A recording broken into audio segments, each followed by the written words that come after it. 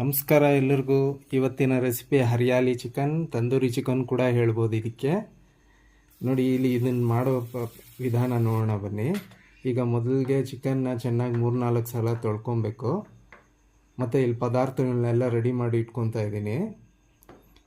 ಇಲ್ಲಿ ಒಂದು ಬೌಲ್ ತೊಗೊಂಡು ಈ ಬೌಲಲ್ಲಿ ಏನು ತೊಳೆದಿರೋಂಥ ಚಿಕನ್ ಇದೆ ಅದನ್ನು ಸೇರಿಸ್ಕೊಳ್ಳಿ. ಮತ್ತು ಒಂದು ಜಾರಿಗೆ ಸ್ವಲ್ಪ ಕೈ ತುಂಬ ಕೊತ್ತಂಬರಿ ಸೊಪ್ಪು, ಸ್ವಲ್ಪ ಪುದೀನ ಹಾಕ್ಕೊಳ್ಳಿ. ಮತ್ತು 4 ಹಸಿಮೆಣಸಿನ್ಕಾಯಿ, ಸ್ವಲ್ಪ ನೀರು ಹಾಕ್ಕೊಂಡು ಮಿಕ್ಸಿಯಲ್ಲಿ ಗುರುಗುರು ಮಾಡ್ಕೊಳ್ಳಿ. ಈ ಥರ ನುಣ್ಣಗೆ ಪೇಸ್ಟ್ ಆಗಿರಬೇಕು. ನೋಡಿ, ಈ ಪೇಸ್ಟ್ ಸೇರಿಸ್ಕೊಳ್ಳಿ. ಈಗ 2 ಟೇಬಲ್ ಸ್ಪೂನ್ ಅಷ್ಟು ಮೊಸರು, ಎಕ್ಸ್ಟ್ರಾ ನೀರನ್ನ ತೆಗೆದಿದ್ದೀನಿ.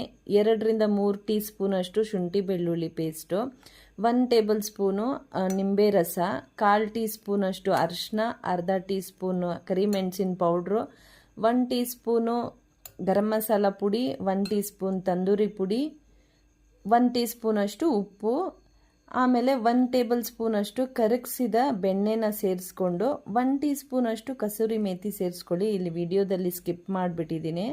ಸೇರಿಸ್ಕೊಂಡು ಎಲ್ಲ ಚೆನ್ನಾಗಿ ಮಿಶ್ರಣ ಮಾಡ್ಕೊಳ್ಳಿ, ಕಲಿಸ್ಕೊಂಡು 2 ಗಂಟೆ ಅಷ್ಟು ಮ್ಯಾರಿನೇಟ್ ಮಾಡೋಕ್ಕೆ ಇಟ್ಬಿಡಿ. ಇವಾಗ ನೋಡಿ, ಮ್ಯಾರಿನೇಟ್ ಚೆನ್ನಾಗಿ ಆಗೋಗಿದೆ.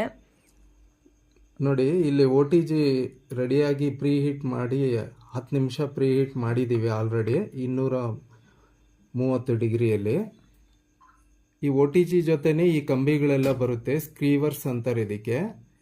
ಈ ಸ್ಕ್ರೀವರ್ಸ್ಗೆ ಈ ಥರ ಚಿಕನ್ನ ಎಲ್ಲ ಪೀಸಸ್ನ ಸಿಕ್ಸ್ಬಿಟ್ಟು ನೋಡಿ, ಈಗ ಪ್ರೀ ಹೀಟ್ ಆಗಿದೆ ಮೊದಲೇ.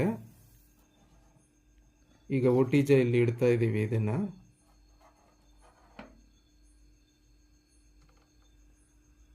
ಬಿಸಿ ಇರುತ್ತೆ, ಸ್ವಲ್ಪ ಹುಷಾರಾಗಿ ನೀವು ನೋಡಿಕೊಂಡು ಇಡಬೇಕು. ನೋಡಿ, ಇಲ್ಲಿ 230 ಡಿಗ್ರಿ ಇಡ್ತಾ ಇದ್ದೀನಿ ಈಗ.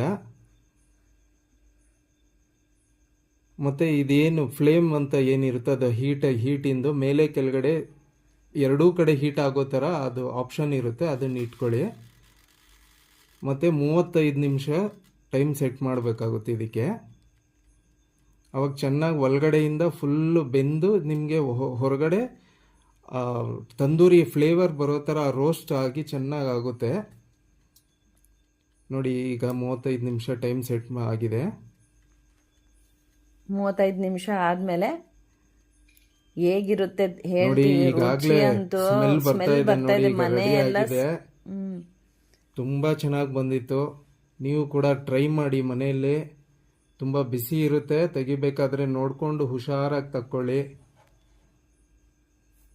ಆಹಾ, ನೋಡಿ, ನೋಡ್ತಾ ಇದ್ರೇನೆ ಬಾಯಲ್ಲಿ ನೀರು ಬರ್ತಾ ಇದೆ. ನಿಂಬೆ ರಸ ಹಿಂಡ್ಕೊಂಡು ಬಿಸಿ ಬಿಸಿ ನೀವು ಬೇಕಾದ್ರೆ ಸಾಸ್ ಜೊತೆನೂ ತಿನ್ಬೋದು, ಇಲ್ಲ ಹಾಗೇನೂ ತಿನ್ಬೋದು. ನನಗೆ ಹಾಗೆ ತುಂಬ ಇಷ್ಟ ಆಯಿತು. ನಿಮಗೆ ಹೇಗೆ ಇಷ್ಟ ಇದೆಯೋ ಆ ಥರ ತಿನ್ನಿ. ಮತ್ತು ನಮ್ಮ ಚಾನಲ್ನ ಲೈಕ್ ಮಾಡಿ, ಶೇರ್ ಮಾಡಿ, ಸಬ್ಸ್ಕ್ರೈಬ್ ಮಾಡಿ. ಹಾಗೆ ನಿಮ್ಮ ಅನಿಸಿಕೆಯನ್ನು ಕಾಮೆಂಟ್ ಮೂಲಕ